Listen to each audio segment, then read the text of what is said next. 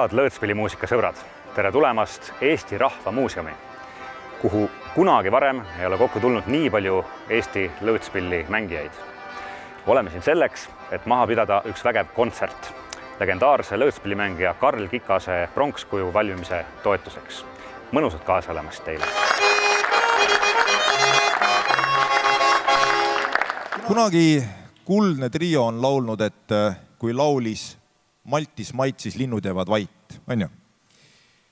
Kui mängis raadios Karl Kikas, siis jäi kõik vaikseks. Ka põllu peal pandi rehad heinasao peale ja mindi raadio ette. Karl Kikas on olnud mees, kes on mänginud lõõtspilli Eesti rahva südamesse. Ja et meie kontsert saaks kohe hoo sisse, siis teie ees on koondorkester ja kuuleme Karl Kikka säetud pala Lillepolka.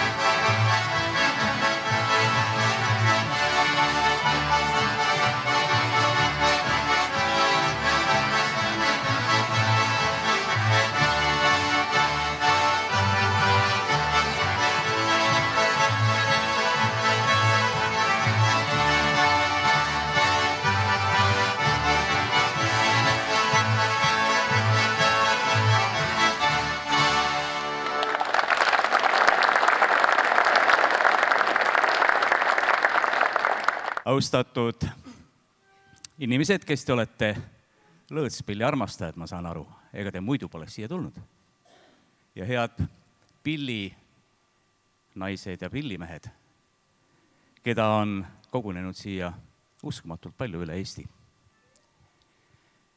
110 aastat tagasi, kui Eesti Rahva Muuseum asutati, oli tegelikult August Teppo poolt juba esimesed pillid tehtud. Eesti oma lõõtspillid. Ja nende lõõtspillide kõla on eriline ja selle lõõtspilli elu, iga ja saatus on olnud ka eriline. Täna me võime tunnistada, et Karl Kikas oli sel ajal, kui Eesti Rahva Muuseum asutati, juba 5-aastane. Aga pilli ta veel muidugi mõista siis ilmselt ei mänginud. Küll aga, ma usun, peale minu teiegi mäletate Eesti raadiost just nimelt Karl Kikka esituses lõõtspillimuusikat. Ja selle tõttu ma tooksin tänasele sündmusele võib-olla paralleeli selle paigaga, kus me oleme. Nimelt Eesti Rahva Muuseum ehitati ju ka annetustega, Eesti inimeste endi tahte läbi. Ja see muuseum on vahepeal muidugi olnud erinevates paikades, aga täna on ta saanud ehk kõige uhkema kuju. Karl Kikka mälestust me tahame samamoodi jäädvustada just nii, et selles kujus, selles skulptuuris, mis Põlvasse püstitatakse, et selles oleks üks kindel osa ka Eesti inimeste enda panust. Vaid need asjad, mis ei tehta mitte riigi poolt kellegi kusagilt kaugelt, vaid mis tehakse inimeste enda tahte läbi, enda panuse läbi, need jäävad tavaliselt püsima. Selle tõttu ka täna see kontsert siin Eesti Rahva Muuseumis. Ja selle tõttu on mul ka teile Lõõtsa pealinna linnapeana palve, et te igaüks panustaksite ka täna just oma jõudu pidi ja oma tahet pidi sellesse, et me sellel aastal, kui Karl Kikase sünnist täitub 105 aastat, et sellel aastal me saaksime Karl Kikase pronkskuju skulptuuri vajatud ja selle kuju ka avatud. Aitäh teile, et te tulite ja suurim tänu muidugi pillimeestele ja naistele, kes te üle Eesti siia kokku tulite selles samas heas tahtes, et omalt poolt panustada Karl Kikase jäädvustamisele.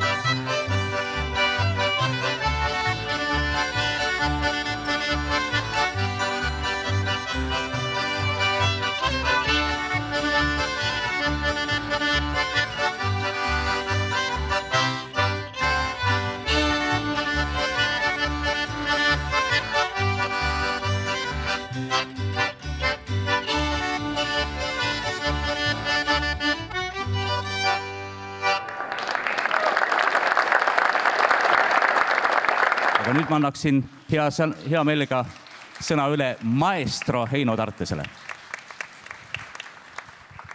Aitäh.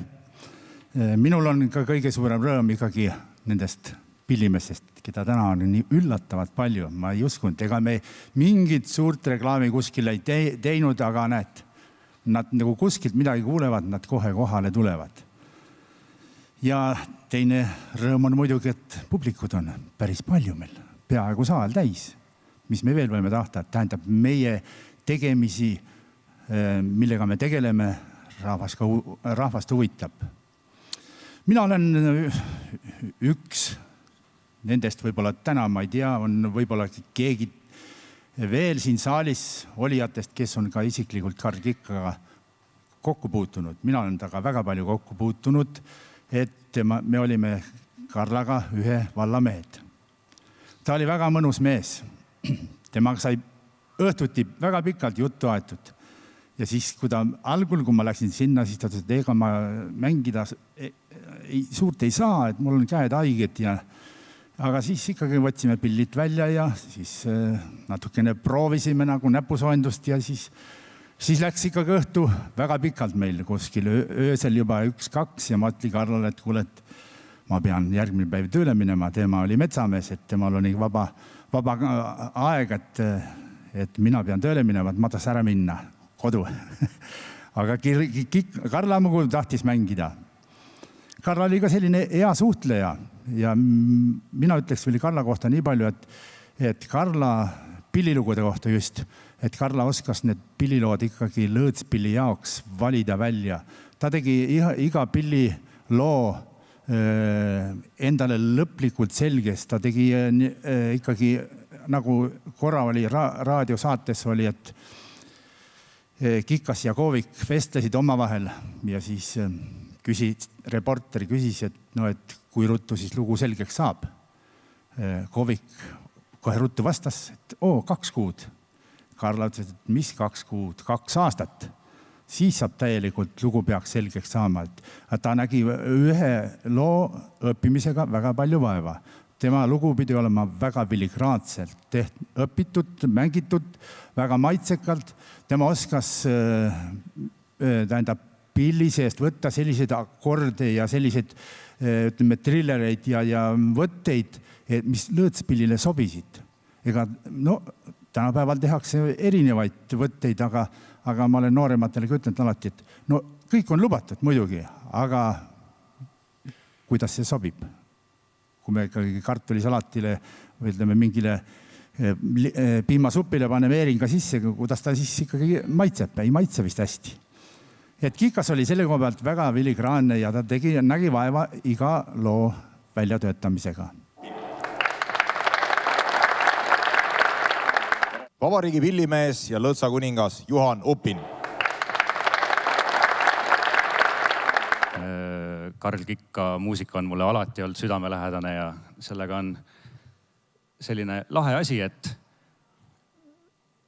eks ma ise ju alustasin lõõtspillimängijana, nagu ma just kirjeldasin seal 90. lõpul, et õppisid kähku need lood ära, nii nagu oskasid, teadsid ja arvasid, et oskasid, aga siis kui ma hiljem selle Karl Kikka pärandi tõsiselt avastasin, siis siiamaani ikka tuleb uusi asju välja kuulates neid tema helisalvestisi, kuidas mängida, mismoodi mängida. Näiteks ühe looga juhtus üleeile siinsamas Tartus Elleri koolis, kus ma õpetan lõõtspilli, et tuli Karl Kikka ühe magusaima polka, Vahtra polka kohta minu jaoks uus teadmine. Lugu Karl Kikase nooruspõlvest ja tema kodukandist, Tülsu-Kaarli polka ehk siis Vahtra polka.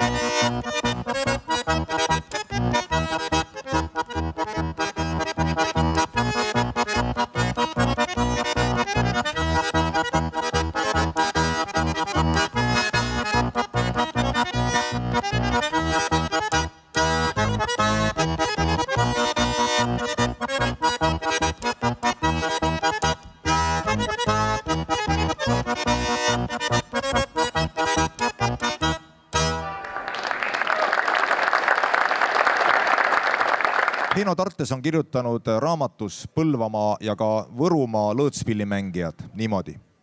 Karl Kikast võib pidada tuntuimaks depotüüpi lõõtspillimängijaks läbi aegade. Karl Kikas sündis 14. novembril 1914. aastal Urvaste vallas. 12-13-aastaselt hakkas ta pilli mängima, kasutades naabrimehe pilli. 14-aastaselt kutsuti teda juba pulmadesse pillimeheks. Pillimänguoskusi omandas ta naabrikülamehe Karl Vaheri käe all. Kuna Karli pillimänguoskus arenes kiiresti, ei piisanud talle õpetaja teadmistest, mistõttu hakkas ta leiutama uusi mänguvõtteid. Paljusid pillilugusid arendas Kikas edasi, lisades sinna uusi osasid. Kui lugu oli kaheosaline, tegi ta sellest 3- või 4-osalise pala. Kikas mängis väga palju simmanitel, pulmades ja muudel üritustel. Ta oli hea jutuvestja, kes oskas rääkida huvitavaid lugusid peaaegu iga pilliloo saamise või sünni kohta. Hanu Taul on kirjutanud oma diplomitöös Võrumaa lõõtspillimängija Karl Kikas. Palju lugusid õppis Karl grammofoni plaadilt, mida pidas oma põhiliseks õpetajaks, kuid ka naabertalu pillimeestelt. Kikas ise kutsus neid talu järgi määrimeesteks või pedajateks. Määritalu peremees Jaan Pettai mängis viiulit. Tema mitu poega tundsid nooti, mängisid samuti viiulit ja mandoliini. Kikas on hiljem öelnud, et lõõtspillimängu tehnikat pole naabrimehed talle õpetanud ja grammofoniplaadi järgi õppides tuli samuti ise hakkama saada. Ja nüüd teise loona me teeme teile imeilusa armastusloo, mille pealkiri on Armasta.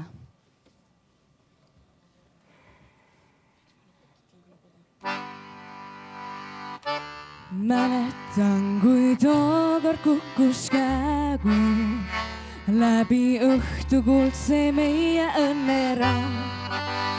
Ütlesid, et sa mu kaunis unenägu, mis see elu siial korduda ei saa. Ütlesid, et sa mu kaunis unenägu, mis see elu siial korduda ei saa. Ulatasid mulle käed ja huuled, viimses kohtumises õitsva toome all. Armas sa mind kallim, armas sa kas kuuled, armas sa kui langel lahingutera. Armas sa mind kallim, armas sa kas kuuled, armas sa kui langel lahingutera. Armastan siis, kui Jumal kingib elu ja ma tulen sinu juurde tagasi. Armastan, kui sinu rinna täidab valu, armastan siit nagu ikka alati. Armasta, kui sinu rinne täidab valu, armastan sind nagu ikka alati.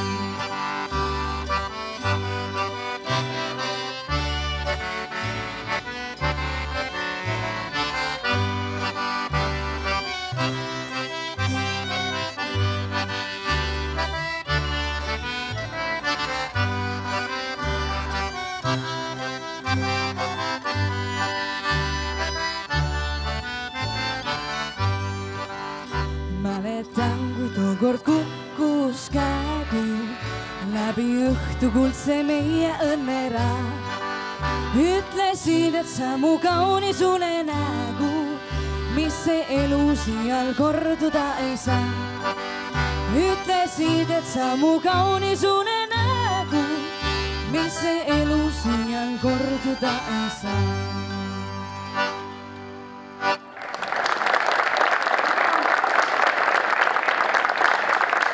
Meie täna viimaseks looks on siis 7 veikat.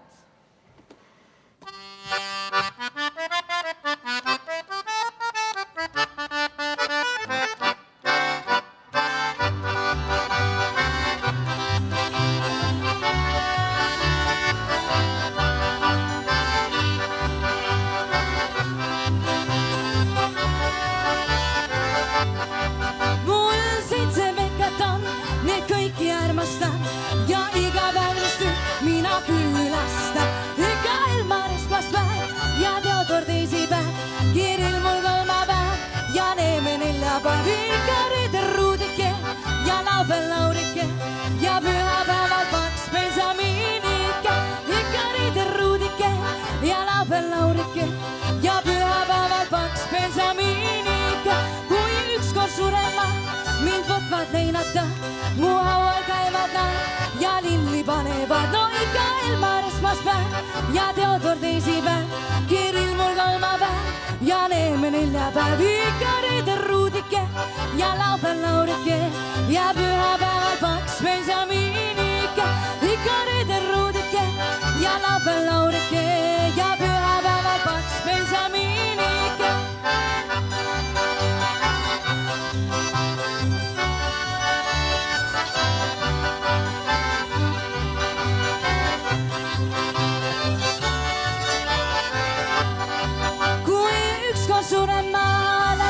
Puhkama, mul jälle pekades, ma jälle võidumees, no ikka Elmar esmaspäev ja Teodor teisipäev, Kiril mul kolmapäev ja Neeme neljapäev, ikka reedel Ruudike ja laupäev Laurike ja pühapäeval Paks Benjaminike, ikka reedel Ruudike ja laupäev Laurike ja pühapäeval Paks Benjaminike.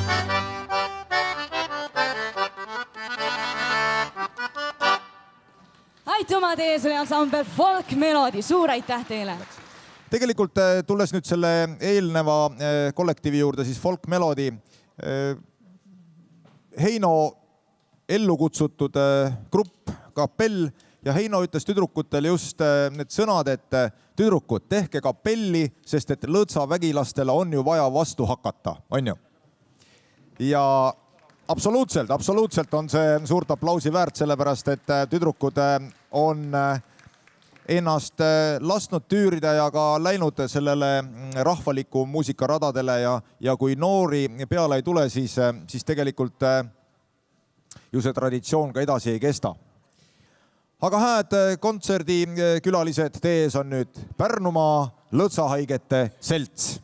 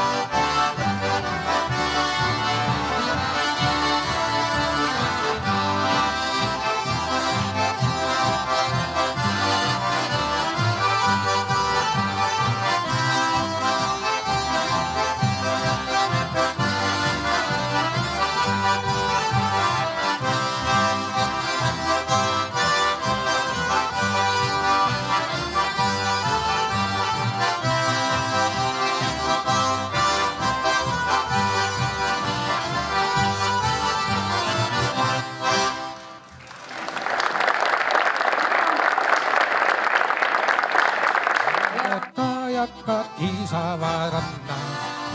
Kuna päikese loojangu öö, tuli keerises jõuavad randa. Valged laine, mis murduvad tee. Meri on, meri jääb, meri olema peab. Laine lakstes rannale löö. Tihti juhtub ka nii, meri pidu peab siis. Laine pühinad randuvad siis. Tihti juhtub ka nii, meri pidu peab siis. Laine pühinad randuvad siis. Sinimeri suva õõsel vinna. Nägi neid seal tantsimas näe. Ja meri on sünge kui hauas. Ei tähti seal vilkumas näe. Meri on, meri jääb, meri olema peab. Laine laksudes rannale löö. Tihti juhtub ka nii, meri pidu peab siis. Laine piina randuvad siis. Tihti juhtub ka nii, meri pidu peab siis. Laine piina randuvad siis. Nägi neiu saabunud mul pärga. Merelainetes sügavas vee. Vesi roosides puunutud paela. Minu ümber sa armutult seod. Meri on, meri jääb, meri olema peab. Laine laksudes rannale löö. Tihti juhtub ka nii, meri pidu peab siis. Laine piinad randuvad siis. Suur tänu kõigile vaatajatele ja tänud meiega olemast. Kohtumiseni juba nädala pärast.